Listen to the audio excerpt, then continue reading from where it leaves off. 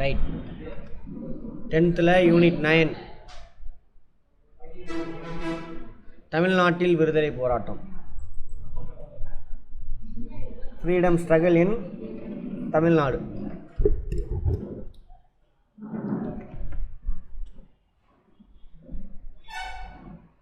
அதே போராட்டங்கள்லாம் வரப்போகுது. தமிழ்நாட்டை மட்டும் ஸ்பெசிஃபிக்காக அங்கே பார்க்க போகிறாங்க, யார் யார் கலந்துக்கிட்டாங்க அப்படின்னு. ஏன்னா இதை நம்ம மட்டும் தான் படிப்போம், அவனுக்கு படிக்க மாட்டானுங்க.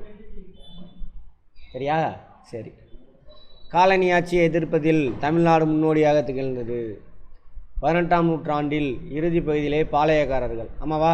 18ஆம் நூற்றாண்டு தானே, 1700களில் தமிழ்நாட்டின் தங்கள் அரசியல் ஆதிக்கத்தை நிறுவ முயன்ற ஆங்கிலேயர்கள் முயற்சிகளை எதிர்த்தனர்.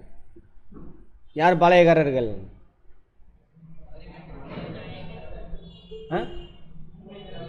இல்லை, எதிர்த்தவங்களை கேட்குறேன்.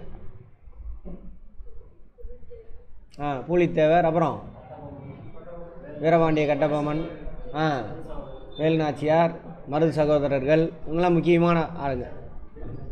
அப்புறம் திண்டுக்கல் நாயக்கர் யார்? கோபால் நாயக்கர். அப்புறம் அவர் பாளையக்காரரில் வரமாட்டாங்க, அவர் பாளையக்காரரில். பாளையக்காரன் தோல்விக்கு பின்னரும் கூட 1806 வேலூர் கோட்டையில் புரட்சி. அப்புரட்சி தென்னிந்தியாவின் பல இராணுவ முகாம்களில் எதிரொலித்தது அப்படிங்கிறாங்க. அப்போ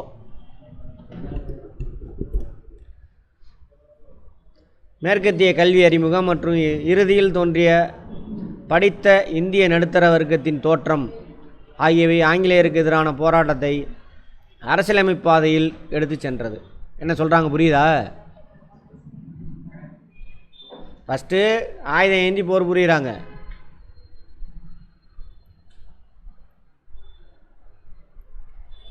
அப்புறம் ஆங்கில கல்வி வருது, அதாவது மேற்கத்திய கல்வி.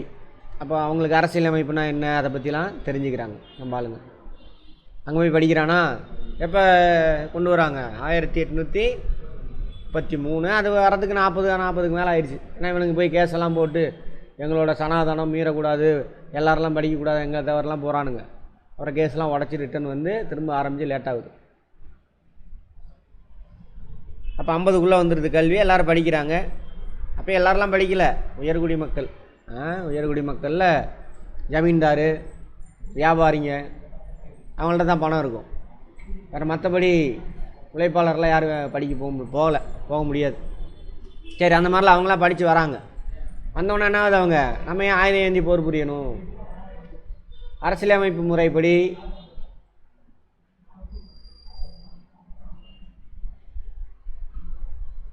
போராட்டம் பண்ணி அந்த மாதிரி பண்ணலான்ற ஒரு எண்ணம் வருது. அது மாதிரி தமிழ்நாட்டில் விடுதலை போராட்டம் தனித்தன்மை வாய்ந்தது. ஏனெனில் தொடக்கத்திலிருந்தே அது ஆங்கிலேயரிடமிருந்து விடுதலை பெறுவதற்காக போராட்டமாக மட்டுமல்லாமல் தீங்கினை விளைவிக்கும் சாதி முறை ஏற்படுத்தியிருந்த சமூக தடையிலிருந்து விடுதலை பெறுவதற்கான போராட்டமாக அமைந்தது. அங்கே தீவிரமாக இருந்தது, அங்கே லைட்டாக. அதனால தான் அங்கே இன்னும் டெவலப் ஆகலை, இன்னும் அப்படியே அந்த ஜாதிய கட்டமைப்பு அப்படியே இருக்குது. சரி, தமிழ்நாட்டில் விஷயங்கள் எல்லாம் அந்த காலகட்டத்தில் என்ன நடந்தது, சமூக சீர்திருத்தம், விடுதலை போராட்டம், அதை பற்றிலாம் பார்க்குறாங்க. ஆஃப்டர் அந்த இதுக்கப்புறம் சிப்பாய் கழகம் தான் நம்ம கடைசியாக பார்த்துருப்போம் தமிழ்நாட்டில். அதுக்கப்புறம் சென்னை வாசிகள் சங்கம், மெட்ராஸ் நேட்டிவ் அசோசியேஷன். சென்னைன்னு போடக்கூடாது, மெட்ராஸ் வாசிகள் சங்கம், அதான் சரியான வார்த்தை. சரி, சென்னைன்ற வார்த்தை இப்போ தானே வந்துச்சு. தென்னிந்தியாவில் தொடங்கப்பெற்ற காலத்தால் முற்பட்ட அமைப்பு தனிப்பட்ட குழுக்களின் விருப்பங்களை காட்டிலும் பொதுமக்களின் தேவைகளை அனைவருக்கும் தெரிவிப்பதை நோக்கமாக கொண்டு உருவானது. அதாவது ஒரு சின்ன குழு, ஒரு குறிப்பிட்ட ஜாதியோ அல்லது வியாபாரிகளோ அவங்களுடைய கோரிக்கையை மட்டும் எடுத்து சொல்லலை அரசாங்கத்துக்கு. அப்படி இல்லது, பொதுமக்களுக்கு என்ன தேவை அதை தெரிஞ்சிட்டு போய் பரப்புகிறாங்க.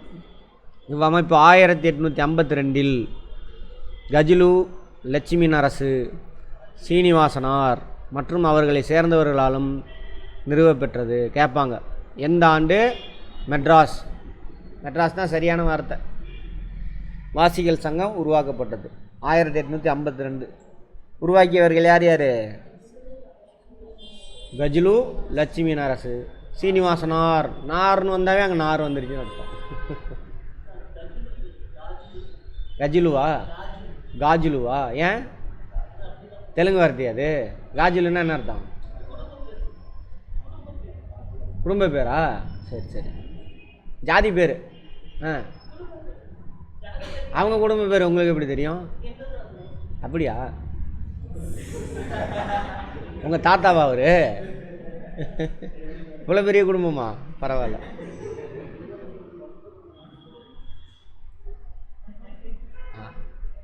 சொல்ல மாட்டேன். ஆமாம் சார், பெரிய குடும்பம், உலகமே என் குடும்பம் தான் சொல்ல மாட்டேங்கிறீங்களே. இவ் அமைப்பில் வணிகர்களே அதிக எண்ணிக்கையில் அங்கம் வகித்தனர்.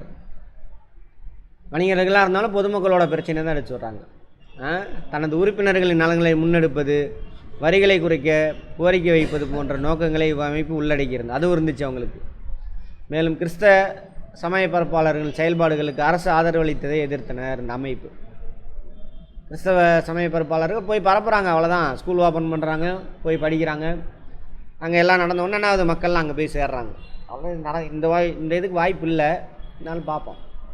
மக்களின் நிலை, அவர்களின் தேவைகளை ஆகியவற்றின் மீது அரசின் கவனத்தை திருப்பும் பணியை அமைப்பு செஞ்சு. மக்களோட நிலை எப்படி இருக்குது, மக்களுக்கு இதெல்லாம் தேவைன்னு செஞ்சு கொடுக்க சொல்கிறாங்க. காஜுலு லட்சுமி அரசு இவர் தான் மேற்கண்டது. வருவாய்த்துறை அதிகாரிகளை விவசாயிகள் சித்திரவதைப்படுவதை அதுக்கு எதிராக இவ்வமைப்பு நடத்திய போராட்டம் முக்கியமான பங்களிப்பு. யார்? விவசாயிகளுக்கு எதிராக அவங்க போராட்டம் நடத்தியிருக்காங்க.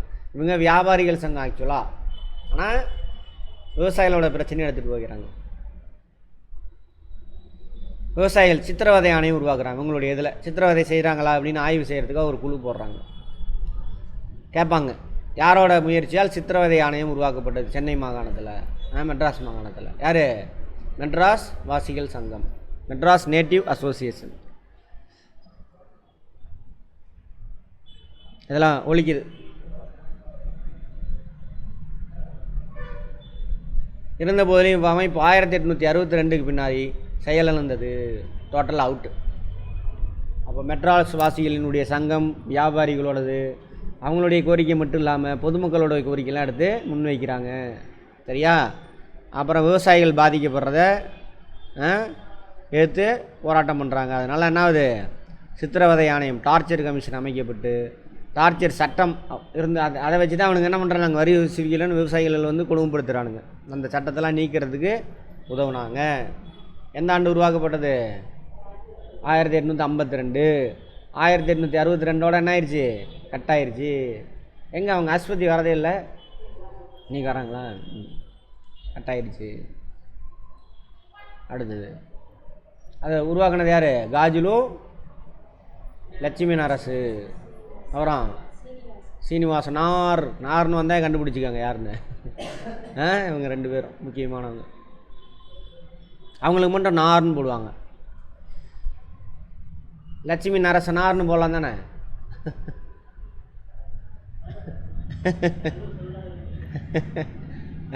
இல்லை, எல்லாத்தையும் கேட்குறேன், புரியுது அப்படின்னு.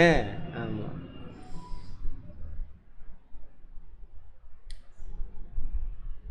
தேசியவாத பத்திரிகைகளின் தொடக்கங்கள்.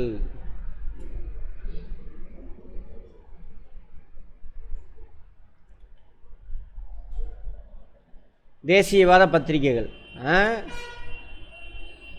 தொடங்குறாங்க. யார் தொடங்கியிருப்பாங்க? அவங்கள தான் இருக்கும். தி இந்து மற்றும் சுதேசமித்திரன் 2 பத்திரிகை துவங்குறாங்க தென்னிந்தியாவில். டி முத்துசாமி என்பவர் சென்னை உயர்நீதிமன்றத்தில் முதல் இந்திய நீதிபதியாக 1877 நியமிக்கப்பட்டது. சென்னை மாகாணத்தில் பெரும் பரபரப்பை ஏற்படுத்தியது. ஒரு இந்தியர் நீதிபதியாக பணியமர்த்தப்பட்டதை சென்னையை சேர்ந்த அனைத்து பத்திரிகைகளும் விமர்சனம் செய்தன.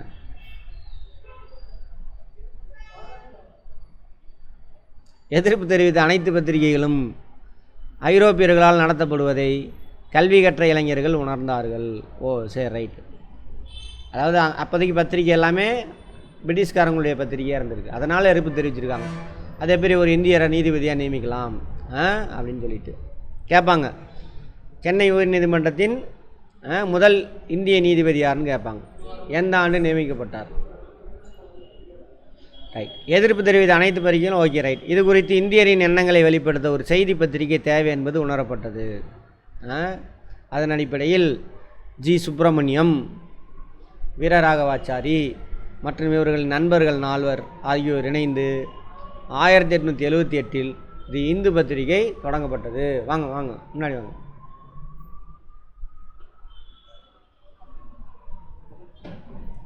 இப்போ வரைக்கும் இருக்கா இந்து குழுமம், அது இவங்களுக்கு தான். உருவாக்குனது யார்? G Subramaniam, M Veeraraghavachari. நம்மால் சேலத்துக்காரு. ரைட். எப்போ? 1878. அடுத்தது, மிக விரைவில் இச்செய்தி பத்திரிகை தேசிய பிரச்சாரத்திற்கான கருவியானது. இன்றைக்கி ஒரு இந்தியா முழுவதும் ஃபேமஸ் இந்து பத்திரிகைனா. ஜி சுப்பிரமணியம் 1897 அவரே சுதேசிமித்திரன் என்ற பெயரில் தமிழில் ஒரு தேசிய பருவதலையும், பருவதலானது மேகசின்ஸ், வாராந்திரமாக இல்லை மாறமோ எப்படி ஒன்று தமிழில் வெளியிடுறாரு. யார் உருவாக்குறா? 91. யார்? ஜி சுப்பிரமணியம், சுதேசமித்திரன். 1899 அவ்விதழ் நாளிதழாக மாறியது. ஃபஸ்ட்டு 91 பருவ இதழ் மேகசின், அப்புறம் நியூஸ் பேப்பராக மாறுது, 4 இதழாக மாறுது, டெய்லியும் வர மாதிரி. Indian patriot, south Indian mail, Madras standard, Desabhimani தான் தேசாபிமானி அப்படின்னு. விஜயா, சூரியோதயம், இந்தியா போன்ற உள்நாட்டு பத்திரிகைகள் தொடங்கப்படுவதற்கு ஊக்கமளித்தது. இப்போ ஃபஸ்ட்டு 2 இதழ் எது பத்திரிகை? இந்து 78, 91 சுதேசிமித்திரன். அதுக்கப்புறம் இதெல்லாம் யார் நடத்தியிருப்பாங்க? ஆமாம். எப்போ வரைக்கும்னா 60s 70s வரைக்கும், இப்போ வரைக்குமே கொஞ்சம் காலத்துக்கு முன்னாடி வரைக்குமே பத்திரிகைலாம் அவங்க கண்ட்ரோல் தான், அவங்க எழுதுறது தான் அது மாதிரி. அப்போ அதை படிச்சுட்டு நம்ம உட்காந்து பேசிக்கிட்டு இருப்போம். T Muthusamy, G Subramaniam. முத்துசாமி யார்? சென்னை உயர் நீதிமன்றத்தில் முதல் இந்திய நீதிபதி.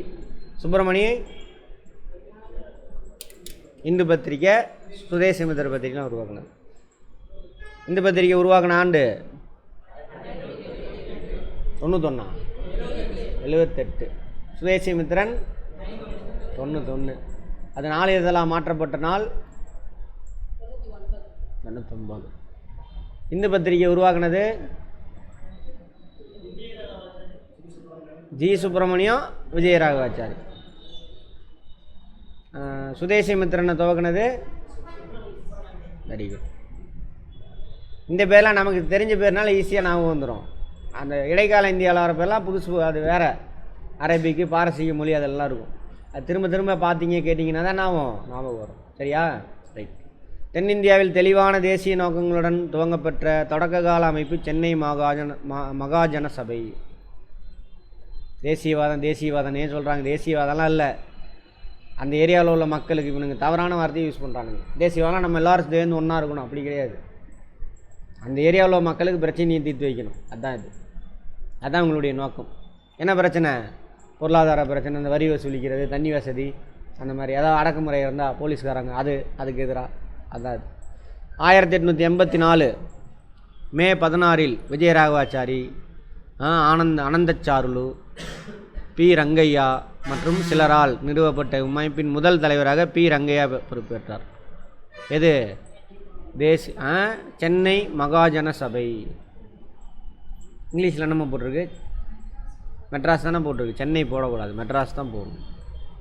சென்னையே இப்போ வந்த வார்த்தை, பழைய வார்த்தை தான். அவர் அந்த ராஜாவோட பேர் பரவாயில்ல. மெட்ராஸ் மாகாணம். மெட்ராஸ் மாகாணம் எது வரைக்கும்? ஒடிசா வரைக்கும் பல டைம் பேசியிருப்போம். என்ன எழுதுகிறானுங்களோ வாத்தியாருங்க. இங்கேருந்து வரும் ஒடிசாவிலேருந்து அப்படியே கர்நாடகா, அப்படியே கேரளா மட்டும் கட்டாயிரும், கன்னியாகுமரி கட்டாயிரும். இதுதான் மெட்ராஸ் மாகாணம். கர்நாடகா, ஆந்திரா, ஒடிசா வரைக்கும். தெலுங்கானா ஒதுங்கிடும். ஹைதராபாத் அந்த பக்கம் அது. ஹைதராபாத் யார்கிட்ட இருந்துச்சு? நிசாம். ஹைதராபாத் நிசாம். தெலுங்கானா. ரைட்.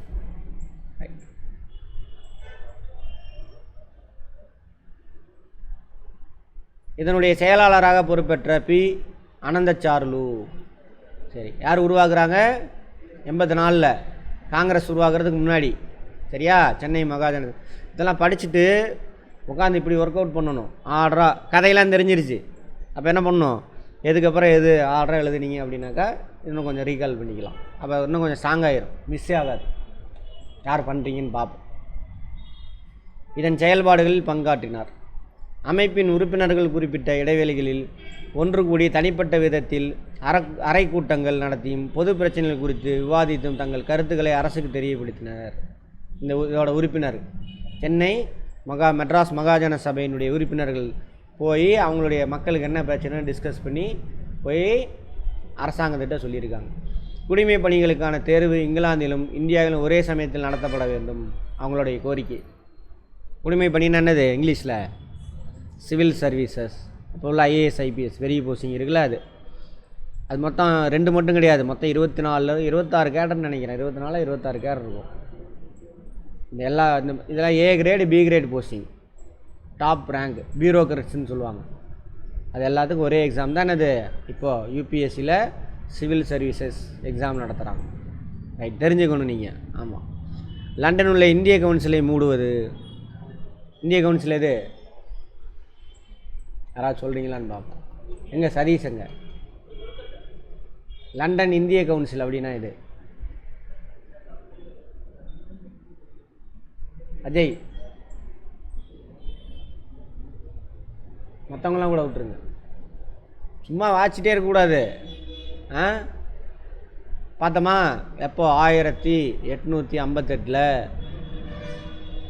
விக்டோரியா பேரறிக்கை. இனிமேல் ஈஸ்ட் இந்தியா கம்பெனி இந்தியாவை ஆட்சி செய்யாத, ஒன்லி பிஸ்னஸ் மட்டும் பண்ணுவான் இந்தியாவில். அப்போ இந்திய நிலப்பரப்பு யார் எடுத்துக்குவாங்க? British parliament. அவங்க டைரெக்டாக அங்கேருந்து சட்டம் போட்டு இங்கே அனுப்புவாங்க. அதை வச்சு இங்கே உள்ள வைஸ்ராய், அவருக்கு கீழே ஒரு குழு, வைஸ்ராய் தலைமையிலான குழு. இப்போ பிரதம மந்திரி தலைமையிலான குழு இருக்குல்ல, அது மாதிரி.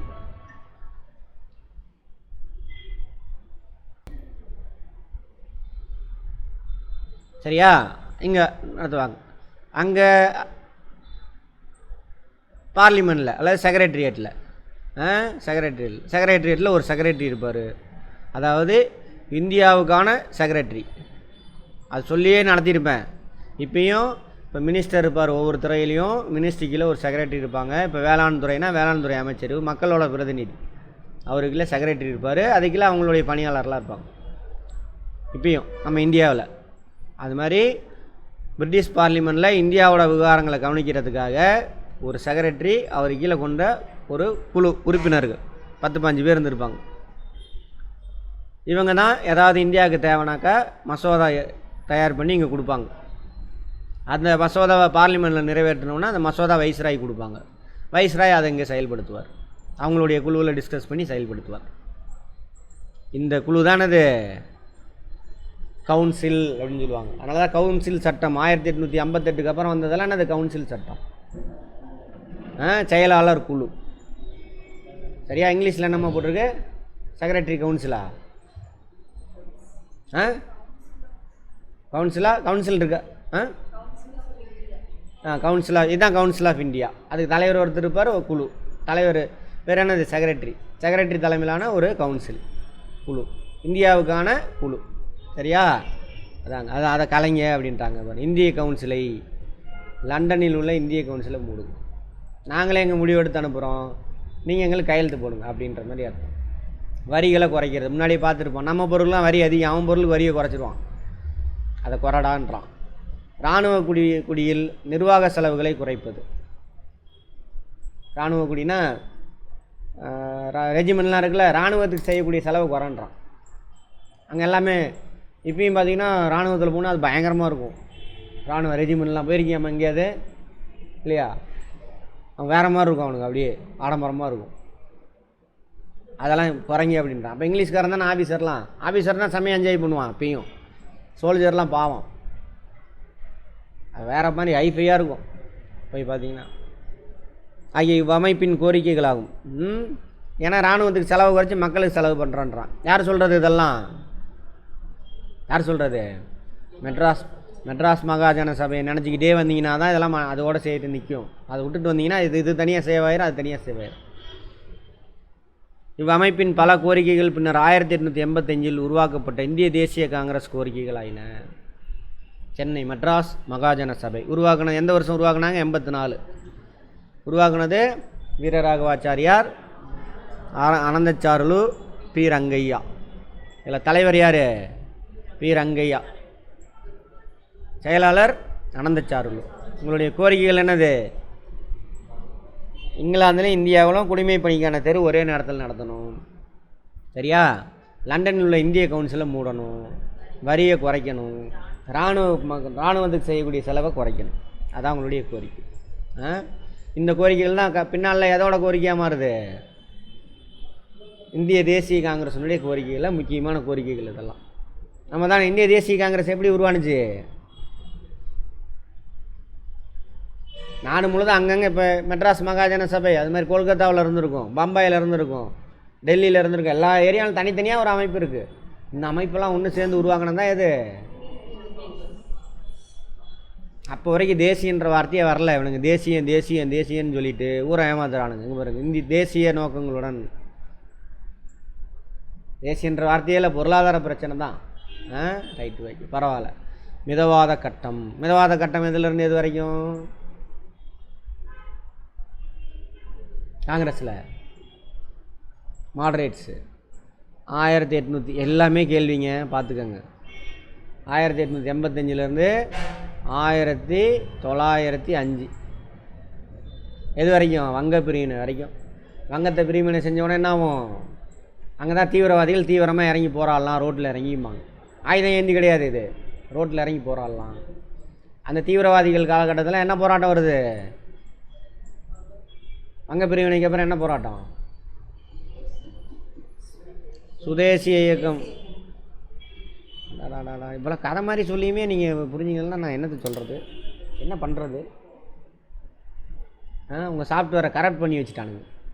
நான் சொல்லலாம், நம்ம கிளாஸில் வந்துட்டு ஸ்கூல் காலேஜில் கிளாஸில் உட்கார்ற மாதிரி உட்காரக்கூடாது. உட்காந்திங்கன்னா அதான் பிரச்சனை. கதை கேட்குற மாதிரி உட்காரணும். பாட்டிக்கிட்டலாம் கதை கேட்டிருக்கீங்களா சின்ன வயசில்? அது மாதிரி உட்காரணும். இப்போ ஆமாம், உங்களுக்கெல்லாம் இல்லை, கதை சொல்லுவாங்க. சினிமா பார்க்குறீங்கல்ல, ஆனால் சினிமா மாதிரி படம் ஓட்ட முடியாது, ரெடி பண்ணணும், அதுக்கு நிறைய காஸ்ட் ஆகும். அது மாதிரி கதையை புக்கை அடிக்கடி மாற்றிக்கிறானுங்க, செலவு பண்ணி ரெடி பண்ணிட்டோன்னு அது வேறு போச்சு. கதை கேட்குற மாதிரி உட்காந்திங்கன்னா ஃப்ரெண்ட்ஸ் கூட பேசுகிற மாதிரி கதை பேசுவீங்கள, அது மாதிரி உட்காருங்க, மறக்காது. அதுமாதிரி புரிஞ்சுக்க ட்ரை பண்ணணும். எப்பயுமே ஃப்ரெண்ட்ஸுக்கிட்ட பேசும்பொழுது என்ன பண்ணுவோம்? அவன் வேறு அவன் சொல்லிக்கிட்டே இருப்பான், நீங்கள் குறுக்கு போய் பேசிக்கிட்டே இருப்பீங்க. அப்போ அவன் சொல்கிறது உங்களுக்கு மண்டையில் ஏறாது, நீங்கள் சொல்கிறது அவனுக்கு ஏறாது. சரி பார்ப்போம். அதனால் கதை பேசுகிற மாதிரி கவனிங்க. ஆமாம், கேள்வி ஞானம் முக்கியம். அதனால தான் இந்த பிரச்சனை வருது. சரி, சென்னை மகாஜன சபை போன்ற மாகாண அமைப்புகள், அகில இந்திய அளவில் மாகாண அமைப்பு, சென்னை மாகாணம், அது மாதிரி மும்பை மாகாணம், கொல்கத்தா மாகாணம், அது மாதிரி நிறுவப்படுவதற்கு வழிகோலியது. மகாஜன சபை போன்ற சென்னை மாகாண அமைப்புகள் அகில இந்தியான அமைப்புகள், இந்திய தேசிய காங்கிரஸ் இருக்குல்ல, அதெல்லாம் உருவாகிறதுக்கு காரணமாக இருந்துச்சு.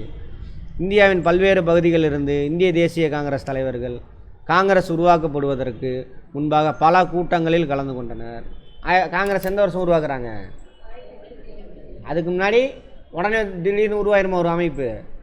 இப்போ இந்த மாகாணத்தில் இருக்கக்கூடிய ரீஜனல் இருக்கக்கூடிய வட்டார தலைவர்கள்லாம் ஒன்று சேர்ந்து முன்னாடி நிறையா டிஸ்கஸ் பண்ணுறாங்க. அப்புறம் தான் என்ன ஆகுது? அவங்களெலாம் கூட்டினது யார்? யாராவது என்ன ஏஓ ஹியூம், அவர் தான் முன்னெடுக்கிறார். ஏன் தனித்தனியாக போகிறீங்க, எல்லோரும் சரிங்க அப்படின்னு பார்த்தோமா? ஆமாம், அதுக்கு அவர் சொன்ன தியரி பேர் என்னது? Safety valve theory. யார்? A O Hume. அவ்வாறான ஒரு கூட்டம் 1884 டிசம்பரில் அடையாறு என்னும் இடத்தில் உள்ள பிரம்ம ஞான சபையில் கூடியது. தியோசபிக்கல் சொசைட்டி சேலத்தில் இருக்குது, தெரியுமா? எங்கே இருக்குது? எப்படி தெரியும் உங்களுக்கு? எப்போ பார்த்துருக்கீங்க? எப்போ பார்த்தீங்க? அதை கவனிச்சிங்க. அது தியோசபிக்கல் சொசைட்டின்னு தெரியுமா? எத்தவங்க இருக்குது அப்படின்னு. ஆனால் இதுதான் தெரியாது, இவங்களுக்கு தான் அது அந்த இடம்.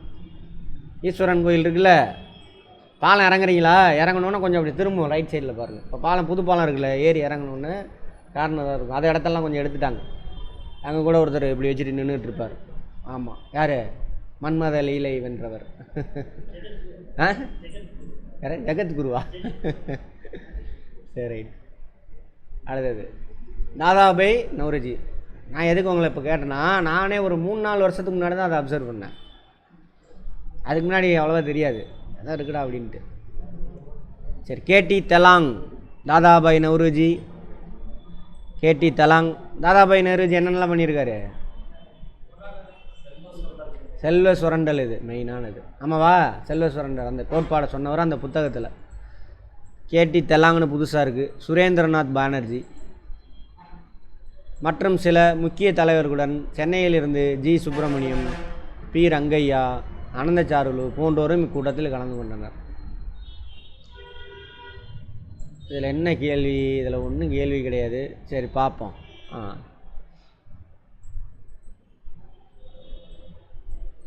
மிதவாத தலைவர்கள் ஆகலாம்.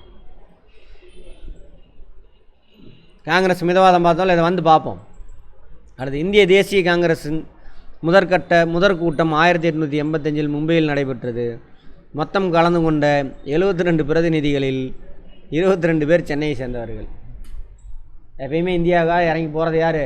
தென்னகத்தில் இருந்தால் போகாது. நல்ல விஷயம் எல்லாமே பெரும்பாலும் அதிக பேர் நம்ம ஆளுங்க தான் இருந்திருக்கான். இந்திய தேசிய காங்கிரஸின் 2வது மாநாடு 1886 கொல்கத்தாவில் தாதாபாய் நௌரோஜி தலைமையில் நடந்தது. நோட் பண்ணிக்கங்க, முக்கியமானது. 2வது இந்திய தேசிய காங்கிரஸ் கூட்டம் எங்கே நடந்தது? எங்கே? கொல்கத்தாவில். 2வது இந்திய தேசிய காங்கிரஸ் கூட்டத்தினுடைய தலைவர் யார்? முதல் இந்திய தேசிய காங்கிரஸின் கூட்டம் எங்கே நடந்தது? எந்த ஆண்டு? அதுக்கு தலைவராக இருந்தவர் யார்?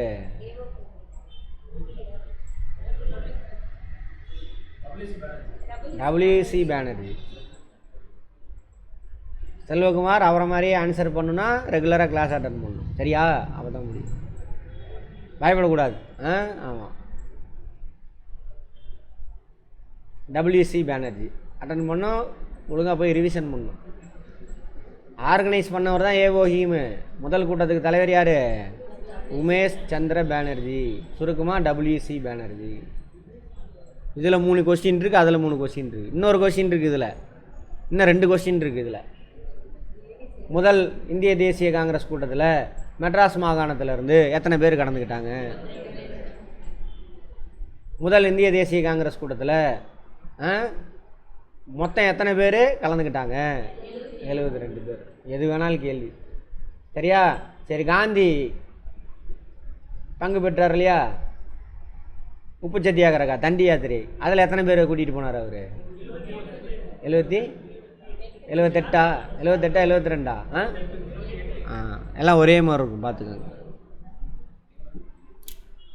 பக்கத்தில் போட்டுருவோம். அங்கே போய் கன்ஃபியூஷன் ஆகக்கூடாது. உங்கள் மூளை சொல்லும் அதுவும் இதுவும் ஒரே மாதிரி இருக்காதுன்னு அப்போயே கம்பேர் பண்ணி சொல்லிடணும். தண்டி யாத்திரைக்கு 78 பின்னாடி வந்ததில், இதில் 72 அப்படின்னு. இந்த வேலையை தான் செய்யணும். அதுதான் படிப்பு. சும்மா வாச்சிட்டே போகிறது படிப்பு கிடையாது. கேள்வி கேட்டுக்கிட்டே இருக்கணும். இதுதான் கேள்வி. அடுத்தது காங்கிரஸின் 3வது மாநாடு பத்ருதீன் தியாப்திஜியின் தலைமையில் சென்னையில் இன்று 1000 விளக்கு என்று அழைக்கப்படுகின்ற மக்கீஸ் தோட்டத்தில் நடைபெற்றது. 3வது மாநாடு அடுத்த வருஷமே. அதான் சொன்னால் ஒவ்வொரு வருஷமும் டிசம்பர் மாதம் கூடும்.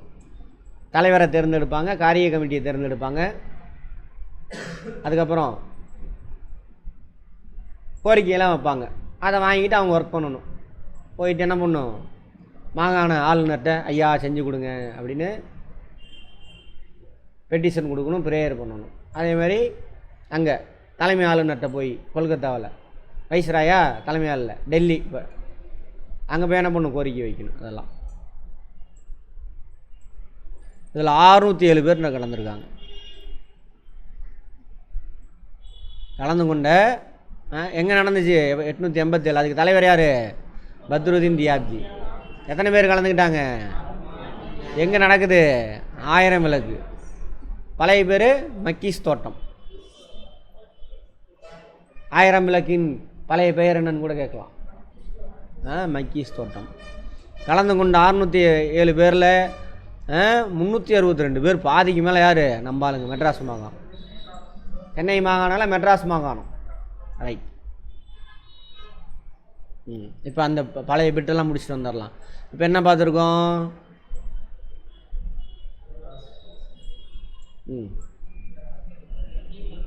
மெட்ராஸ் வாசிகள் சங்கம், ஓகேவா? மெட்ராஸ், சென்னை, தமிழ்நாட்டில், மெட்ராஸில், மெட்ராஸ் மாகாணத்தில்.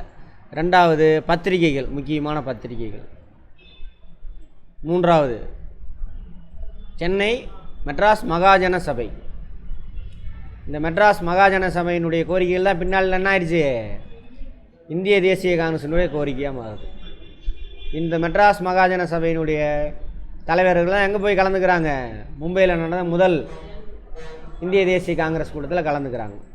அப்புறம் ரெண்டாவது இந்திய தேசிய காங்கிரஸ் கூட்டத்திலையும் கலந்துக்குவாங்க. மூன்றாவது இந்திய தேசிய காங்கிரஸ் கூட்டத்திலையும் கலந்துக்குவாங்க. ஓகேவா? ரைட். இதெல்லாம் மிதவாதிகள் காலம். ரைட். மிதவாதிகள் தமிழ்நாட்டில் இருந்த முக்கியமான மிதவாதிகள்: சீனிவாச சாஸ்திரி, PS சிவசாமி, GA நடேசன். எதுக்கு இங்கே தலைப்பா கட்டுறாங்க?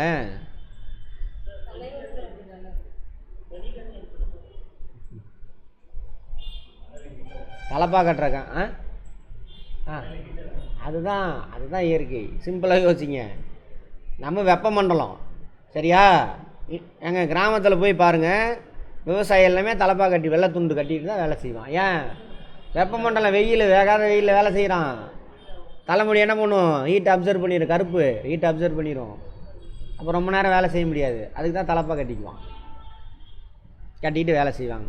அது ஒரு பெரிய இதாக மனுச்சு அதை ஸ்டைலாக கட்டி சும்மா உட்காந்துருக்கிறவனுங்க அதை ஒரு இதாக ஸ்டைலாக கட்டி தலையில் வச்சுக்கிட்டாங்க.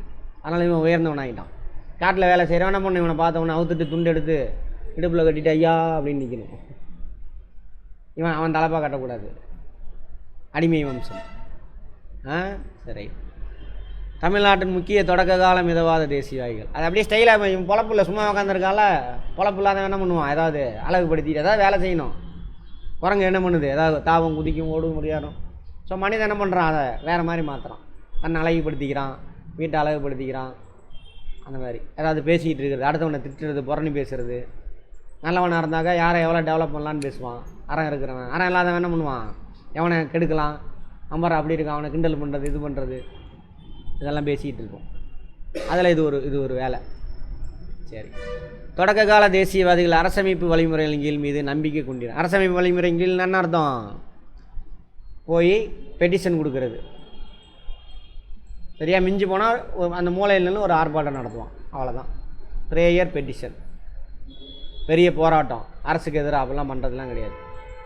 கடையெடுப்பு, மறியல் அதெல்லாம் பண்ண மாட்டாங்க. அதெல்லாம் அரசியலமைப்புக்கு அப்பாற்பட்ட போராட்டங்கள். அறை கூட்டங்கள். அறை கூட்டம்னா என்ன அர்த்தம்? செமினார்ஸு என்னம்மா போட்டிருக்கு? அறை கூட்டத்து ஹால் மீட்டிங்ஸா? ரைட். நடத்துவதும். இப்போ கூட பார்த்திங்கன்னா ஒரு சில அமைப்புகள்லாம் மீட்டிங் போட்டு பேசிகிட்டே இருப்பாங்க. அந்த பெரியார் இயக்கெல்லாம் இருக்காங்கல்ல, பேசிகிட்டே இருப்பான். அதான் அந்த இதெல்லாம் வரும். அன்றைக்கி கூட ஒரு இது அனுப்பியிருந்தேனே, ஒரு ரிசர்ச்சு சிந்து சமவெளி மக்களை பற்றி. அது அந்த அமைப்பு ஏற்படுத்தின இது எதுக்கு அப்படின்னாக்கா, ஏதோ 100வது நாளாக என்னமோன்னு நினைக்கிறேன். அந்த இவரோட அறிக்கை, ஆர்கியாலஜி டிபார்ட்மெண்ட் இருந்தாலே பொய்யா?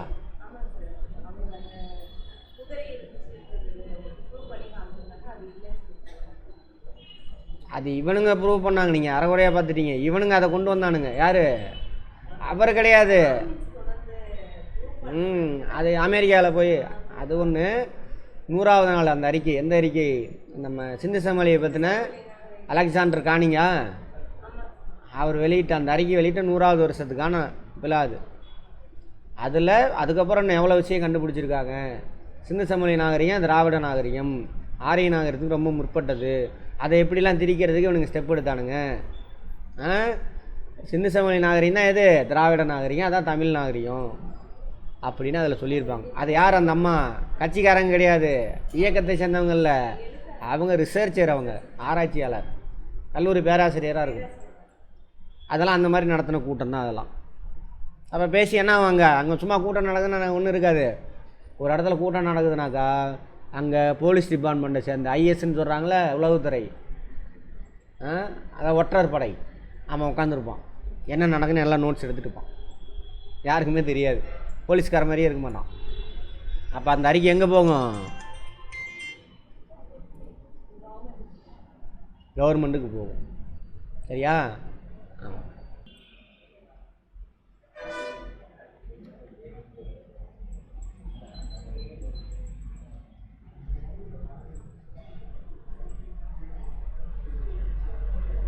இது இப்போ தான் இது பண்ணேன்னா சரி அதெல்லாம் அறை கூட்டங்கள் நடத்துவது, பிரச்சனைகள் குறித்து ஆங்கிலத்தில் கலந்துரையாடுவதும் அவர்களின் செயல்பாடுகளாக இருந்தன. ஆங்கிலத்தில் கலந்துரையாடுறாங்களாமா. என் கருத்து உன் கருத்து, நம்ம 2 பேரும் தமிழில் பேசினா தான் என்ன பண்ண முடியும், தெளிவாக பேசலாம். ஆங்கிலத்தில் பேசிடணும். அதுதான் இப்போ வரைக்கும் தொடருது. ஏதாவது மீட்டிங்னா உடனே இங்கிலீஷில் பேசுறது இவனுங்கள்லாம். அங்கே கீழே உட்காந்துருக்கெல்லாம் அவன் மாட்டெலாம் ஏதாவது பேசிக்கிட்டு இருப்பான். இவன் என்ன பேசுகிறான்னு அவனுக்கு புரியாது. அவன் அப்படி தான் இருக்குது பாருங்கள். காலேஜில் பார்த்துருப்பீங்க செமினார் எல்லாமே அப்படியே இங்கிலீஷில் எடுத்துகிட்டு வந்து வாசிட்டு இருப்பாங்க. பஸ் பஸ் பஸ் பஸ் ஓ அப்படியே இருக்கலாம். இது நல்ல ஐடியா. மெட்ராஸ் மாகாணம் ஒடிசா வரைக்கும் இது வேணால் இருக்கலாம். ரைட். அதனால் கூட இருக்கலாம். படித்தவங்க தானே, அதனால் கூட. வெரி குட், நல்ல ஐடியா. அடுத்தது, வங்க பிரிவினையின் பொழுது திலகரும் ஏனைய தலைவர்களும் பெருவாரியான மக்கள் கலந்து கொண்ட பொதுக்கூட்டங்களை நடத்தியதாலும் மக்களை ஈடுபட செய்வதற்காக வட்டார மொழியை பயன்படுத்தியதாலும் தொடக்க கால தேசியவாதிகள் மிதவாதிகள் என அழைக்கப்படலாயினர். திலகர் எங்கே போயிடுவார்? தீவிரவாதி தானே திலகர், பாலகங்காதரவர். சரி, ரைட். சென்னையை சேர்ந்த புகழ்பெற்ற தமிழ்நாட்டு மிதவாத தலைவர்கள் ஒன்றுமே கிடையாது இதில். சீனிவாச சாஸ்திரி, சிவசாமி, இ கிருஷ்ணசாமி, வெங்கட்ராமனார், நடேசனார், மாதவராவ், டிஎம் மாதவராவ், அடுத்தது எஸ் சுப்பிரமணி, அவர் ஜி சுப்பிரமணி, இவர் எஸ் சுப்பிரமணி. ரைட். இவங்கெல்லாம் மிதவாத தலைவர். சும்மா பார்த்து வச்சுக்கோங்க. தமிழ்நாடு அன்றைய சென்னை மாகாணத்தின் ஒரு பகுதியாக இருந்தது.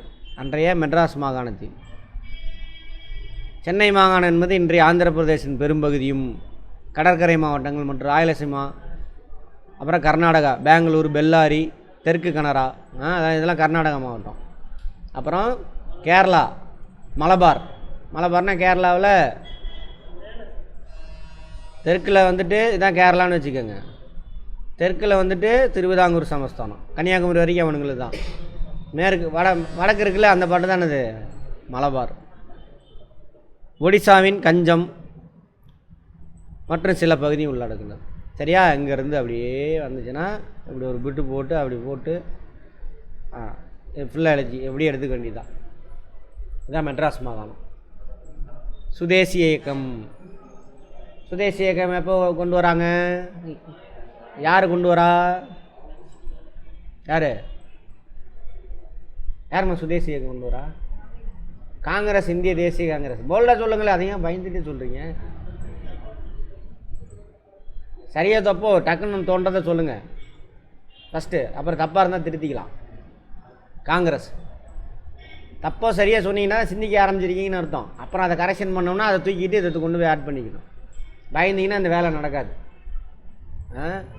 சரி. 1905 எதுக்காக கொண்டு வராங்க? வங்க பிரிவினை. வங்காளத்தை பிரித்தது யார்? அப்போதைய வைஸ்ராய் யார்? கர்சன் பிரபு. ரைட். அதுக்கு எதிராக கொண்டு வரதா சுதேசி இயக்கம். சரி. வங்க பிரிவினை 1905 சுதேசி இயக்கத்திற்கு இட்டு சென்று விடுதலை போராட்டத்தின் போக்கை மாற்றியது. அப்போ வரைக்கும் விடுதலை போராட்டமே இல்லைங்க. இவனுக்கு தப்பாக எழுதுறானுங்க. இந்தியாவின் பல பகுதிகளில், குறிப்பாக வங்காளம், பஞ்சாப், மகாராஷ்டிரா பகுதிகளில் புகழ்பெற்ற தலைவர்கள் தோன்றினார்கள். வங்காளத்தில் யார்?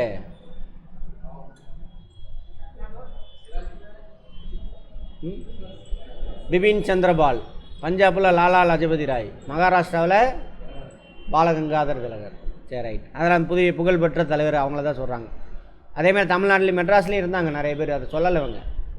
கொல்கத்தா காங்கிரஸில் மேற்கொள்ளப்பட்ட திட்டத்தின்படி அங்கே தான் முடிவெடுக்கிறாங்க. சுதேசிய நிறுவனங்களை ஊக்குவித்தல், நம்ம நாட்டு பொருளை தான் வாங்கணும், அந்நிய பண்டங்களை புறக்கணித்தல், தேசிய கல்வியை முன்னெடுத்தல் ஆகியவற்றை அவர்கள் நடைமுறைப்படுத்தினர். தமிழ்நாட்டில் எதிர்வினை.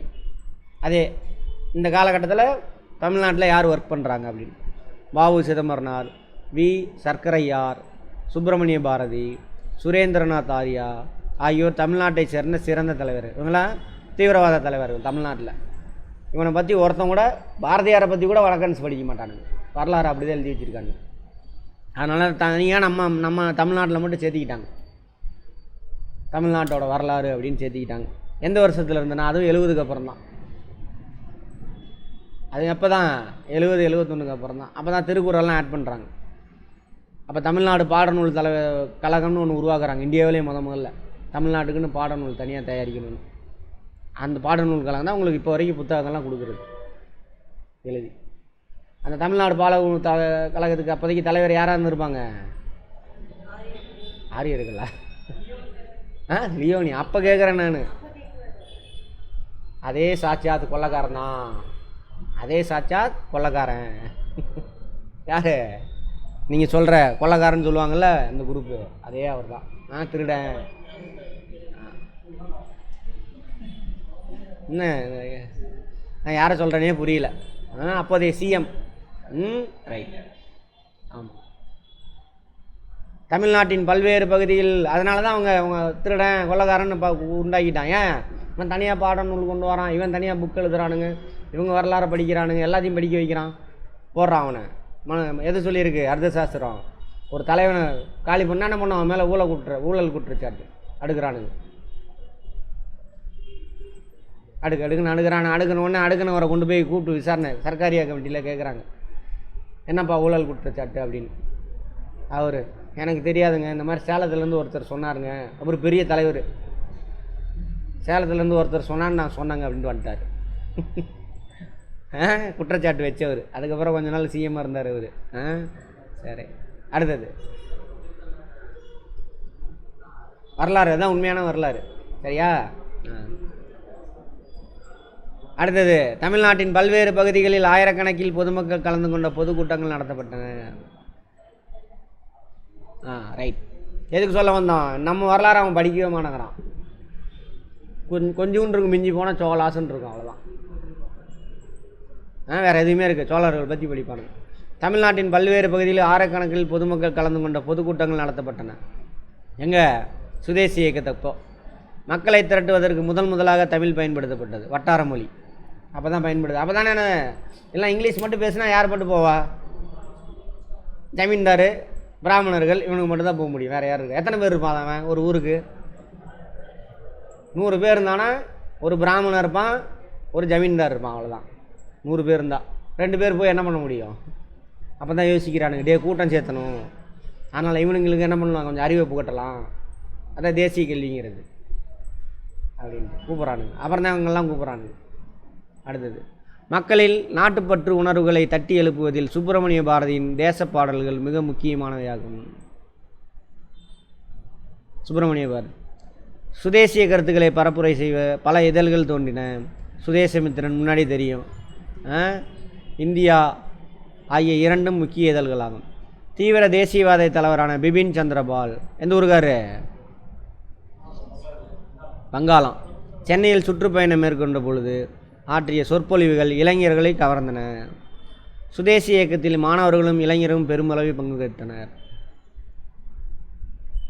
என்னது, ஸ்கூலுக்கு போகாமல் நமக்கு தான் ஜாலியாச்சு, ஸ்கூல் காலேஜ் போகக்கூடாதுண்ணா. அதுவும் அப்போ இங்கிலீஷில் வேறு படிக்கணும். அதை போய் என்ன கருமத்தடா படிக்கணும் போக மாட்டானு, ஒன்றும் புரியாது பாவம். அதனால் சுதேசி நீராவி கப்பல் நிறுவனம் யார்? வ.உ. சிதம்பரம் பிள்ளை. நம்ம பொருளை ஏற்றுமதி எடுத்து கொண்டுட்டு போக மாட்டானுங்க, கப்பலில் ஏற்ற மாட்டானுங்க. நீ என்னடா ஏற்றுறது எங்கள் பொருளை அப்படின்ட்டு என்ன பண்ணுவார்? இவரே கப்பல் ஒன்று கட்டுவார். உடனே வாங்கி அங்கே போட்டு சொத்தெல்லாம் விற்று கடைசியில் ஒரு தடவை என்னமோ 2 தடவை தான் போகும் இலங்கைக்கு. கப்பலில் போயிட்டு வரும். அதோட தேச துரோகின்னு போட்டு வழக்கு போட்டு உள்ள தூக்கி போட்டுருவாங்க. ஆமாம், செக்கிலுக்கு வச்சுருவாங்க. சுதேசிய செயல்படுத்துவதில் சுதேசி இயக்கத்தை செயல்படுத்துவதில் மேற்கொள்ளப்பட்ட துணிகரமான நடவடிக்கைகளில் ஒன்று தூத்துக்குடியில் வ.உ. சிதம்பரனாரால் தொடங்கப்பட்ட சுதேசி நீராவி கப்பல் நிறுவனம் ஆகும். நீ என்ன, அதாவது பொருள்னா இங்கே பாருங்கள், யோசிச்சு பாருங்கள். ஒரு பொருள் துணி வாங்கிட்டு இருக்கிறேன், துண்டு வாங்குகிறேன், இங்கிலீஷ்காரன் துண்டுக்கு போதும் வேறு துண்டு வாங்குறேன், அது ஒரு பெரிய விஷயமே கிடையாது. கப்பல் எவ்வளோ பெரிய விஷயம் சொல்லுவாங்க, பெரிய இருக்குதுல, ஏன்னா கப்பல் கவுந்த மாதிரி தலையில் கை வச்சுக்கிட்டு இருக்க அப்படின்னா என்ன அர்த்தம்? அவ்வளோ முதலீடு வேணும், சும்மா கிடையாது. அவ்வளோ பெரிய கப்பலை கட்டுறாருன்னா எவ்வளோ பெரிய விஷயம், எவ்வளோ முதலீடு தேவைப்பட்டிருக்கும். அதுதான் சொல்கிறாங்க, தொடங்கப்பட்ட துணிகரமான செயல். அது கப்பல் போக்குவரத்தில் அவன் பொருளில் போக்குவரத்துலாம் எடுத்துகிட்டு போகணும். அதேமாதிரி அவன் எப்பயுமே நம்ம நாட்டு பொருளை ஏற்றுமதி செய்ய விட மாட்டான். அதுக்கு மாதிரி தான் வரியெல்லாம் போட்டு வச்சுருக்கான். அதே மாரி கொண்டு வர்றாருன்னா எப்படி பாருங்கள் ஆள். இவர் காளியா மற்றும் லாவோ எனும் இரு கப்பல்களை விலைக்கு வாங்கி அவற்றை தூத்துக்குடிக்கும் கொழும்புக்கிடையே ஓட்டினார். நோட் பண்ணிக்கோங்க, எந்தெந்த இடத்துல ஓட்டினார்னு கேட்பாங்க. தூத்துக்குடி, கொழும்பு. கப்பல் பேர் என்னது? காளியா, லாவோ. 2 கப்பல் வாங்கியிருக்கார் காசு. ஆமாம், இவர் ஜமீன்தாரா? அவர் வக்கீலாக இருப்பார். இருக்கலாம். சரி, அடுத்து திருநெல்வேலி எழுச்சி பாருங்கள். அவ்வளோதான் அவரோட வரலாறு. எவ்வளோ கதை இருக்குது அவரை பற்றி. திருநெல்வேலி எழுச்சி. திருநெல்வேலியிலும் தூத்துக்குடியிலும் நூற்பாலை தொழிலாளர்கள் அணி திரட்டுவதில் வாவு சுப்பிரமணிய சிவா தோளோடு தோல் நின்றார். சுப்பிரமணிய சிவா அவர், வஉசி சுப்பிரமணிய சிவா. வஉசி யாருக்கு சப்போர்ட்டாக இருக்கார்? சுப்பிரமணிய சிவாவுக்கு சப்போர்ட்டாக இருக்கார்.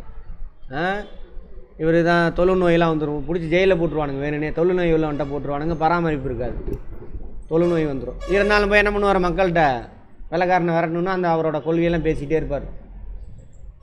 அப்புறம் தொழுநோய் வந்தவங்களாம் இவருக்காகவே சட்டம் போடுவான் வெள்ளைக்காரன். தொழுநோய் வந்தவங்களாம் என்ன பண்ணக்கூடாது, ட்ரெயினில் ஏறக்கூடாதுன்னு சட்டம் போட்டுவான். தொழுநோய்னா இருக்குல்ல, வெள்ளையாக இருக்கும், அது அடுத்தவங்களுக்கு பரவுமா? பரவாது. அது அவங்களுக்கு மட்டும்தான், ஏதோ ஒரு டிஸார்டர், அவ்வளோதான், வேறு ஒன்றும் இல்லை. ஆனால் அவன் என்ன பண்ணுவான், பரவுன்னு சொல்லிவிட்டு ட்ரெயினில் ஏறக்கூடாதுன்னு சட்டம் போடுவான் இந்த ஆளுக்காக. போடா மண்ணாங்கட்டி அப்படின்ட்டு அவர் நடந்தே போவாராம், ஊர் ஊராக நடந்தே போயிட்டு என்ன பண்ணுவார், பரப்புரை செஞ்சுட்டு இறந்துடுவார். அந்த மாதிரி தோளோடு தோல் நின்றார். எங்கே? திருநெல்வேலியும் தூத்துக்குடி நூற்பாலை தொழிலாளர்கள் அணியை திரட்டுவதில், அவங்களாம் ஒன்று சேர்த்துறதுல சுப்பிரமணிய சிவா கூட வஉசி துணை நிற்கிறார். இவர் 1908 ஐரோப்பாவிற்கு சொந்தமான கோரல் நூற்பாலையில் நடைபெற்ற வேலை நிறுத்தத்துக்கு தலைமையேற்றார். யார்? வஉசியை பற்றி சொல்கிறாங்க. இந்நிகழ்வு நடைபெற்ற அதே சமயத்தில் பிபின் சந்திரபால் விடுதலை செய்யப்பட்டார். 1908 சுதேசி இயக்கத்துக்கு தூக்கி உள்ளே போட்டுறானுங்க, இப்போ தான் ரிலீஸ் ஆகிறார். பிபின் விடுதலை செய்யப்பட்டதை கொண்டாடுவதற்காக பொதுக்கூட்டம் ஏற்பாடு செய்வதற்காக வஉசியும் சிவாவும் கைது செய்யப்பட்டார். 2 பேரும் ஃப்ரெண்ட்ஸ் போல் இருக்கு. பிபின் சந்திரபால் விடுதலை செய்யப்பட்டதற்காக என்ன பண்ணுறாங்க? ஆமாம், எப்போது கோரல் நூற்பாலை நடைபெற்ற வேலை நிறுத்தத்துக்கு தலைமை ஏற்கிறாரு வஉசி. அதே வருஷத்தில் பிபின் சந்திரபால் ரிலீஸ் ஆகிறாரு. ஸோ அதை கொண்டாடுறதுக்காக போராட்டம் நடத்துகிறாங்க. சரி, கூட்டம் ஏற்பாடு பண்ணுறாங்க, 2 பேர்த்தையும் கைது செய்கிறாங்க. பர்மிஷன் வாங்காமல் கூட்டம் போடுறீங்களா அப்படின்னு. தலைவர்கள் இருவரும் அரச துரோக குற்றம் சாட்டப்பட்டு கடுங்காவல் தண்டனை விதிக்கப்பட்டனர். தொடக்கத்தில் வஉசிக்கு கொடுமையான வகையில் 2 ஆயுள் தண்டனைகள் வழங்கப்பட்டன. மக்கள் செல்வாக்கு பெற்ற இவ்விரு தலைவர்களும் கைது செய்யப்பட்ட செய்தி அறிந்து திருநெல்வேலியில் கலகம் வெடித்தது. மக்கள் மத்தியில் பயங்கர தீவிரமாக இருக்காங்க. அதுவும் தொழிலாளர்கள் இருக்காங்களே அவங்கள்ட்ட. ஸோ அவங்கெல்லாம் கலகத்தில் ஈடுபடுறாங்க. காவல் நிலையம், நீதிமன்றம், நகராட்சி அலுவலக கட்டில் தீக்கிரையாக்கப்பட்டன. எதுக்காக? வஉசியையும் சுப்பிரமணிய சிவா கைது செஞ்சதுக்காக. சரியா? எதுக்காக கைது செஞ்சாங்க? நூற்பாலை போராட்டத்துக்கெலாம் கைது பண்ணலை. பிபின் சந்திரபாலுக்கு ஒரு இது வரவேற்பு கூட்டம் நடத்துறதுக்காக ஏற்பாடு பண்ணுறாங்க, அது கைது செய்கிறாங்க. ஒருவேளை பின்னணியில் நூற்பாலைக்கு எதிராக போராட்டம் பண்ணதாக கூட இருக்கலாம். ஆனால் இதை சாக்கு வச்சு இதை கைது பண்ணியிருக்கலாம். ஓகே. காவலர்கள் நடத்திய துப்பாக்கி சூட்டில் 4 நபர்கள் கொல்லப்பட்டனர். சிறையில் வஉசி கடுமையாக நடத்தப்பட்டதோடு செக்கிழுக்க வைக்கப்பட்டார். சிறை தண்டனை தவிர்ப்பதற்காக சுப்பிரமணிய பாரதி பிரெஞ்சுக்காரர்களின் ஆக்கத்தில் இருந்த பாண்டிச்சேரிக்கு இடம்பெயர்ந்தார். தப்பிச்சு ஓடிடுவார். இவரும் தீவிரவாத தலைவர். யார்? பாரதி. எழுதிட்டு இருக்கார்ல சுதந்திரத்துக்கு. இவர் என்ன பண்ணுவார்? எஸ்கேப்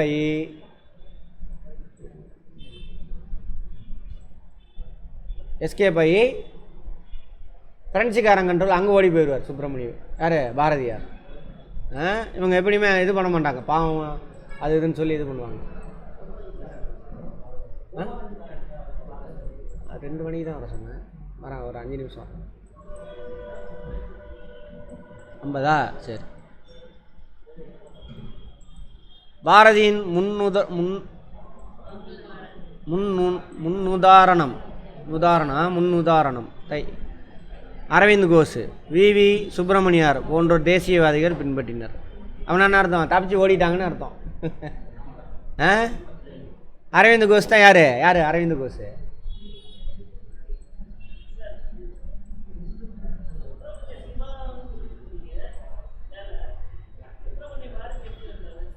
அப்படியே கொண்டுட்டு வந்துட்டானுங்க, கட் பண்ணுறானுங்க, நீ நிறைய படிக்காத அப்படின்னு, உங்களை பற்றி நீ தெரிஞ்சுக்கூடாதுன்னு. இதே காலகட்டத்தை சேர்ந்தவங்க யார் இவங்களாம்? தீவிரவாத காலத்துக்கட்டத்தை சேர்ந்தவங்க, அதனால் சொல்கிறாங்க. அப்படி அவன் அதுதான் கொடுத்துருக்குறான். சுப்பிரமணிய சிவா பற்றி லைட்டாக சொல்லிட்டு விட்டுட்டானுங்க, பின்னாடி எதுவும் வருதான்னு பார்ப்போம். நான் எனக்கு தெரிஞ்சதை சொல்லிட்டேன் உங்களுக்கு, அவ்வளோதான். ஏன்னா அவர் யார் இல்லை அவர் சுப்பிரமணிய சிவா பிராமணர் இல்லை. அதனால் நிறையா தெரிஞ்சுக்கூடாது. அது தமிழ்நாட்டில் புரட்சிகர தேசியவாதிகளின் செயல்பாடுகள். கொலை இந்த கதையெல்லாம் நிறைய பேசணும். பிரேக் எடுத்துக்கலாமா? 50 நிமிஷம் ஆயிடுச்சு, பிரேக் எடுத்துக்கலாம், போயிட்டு வந்து பார்ப்போம்.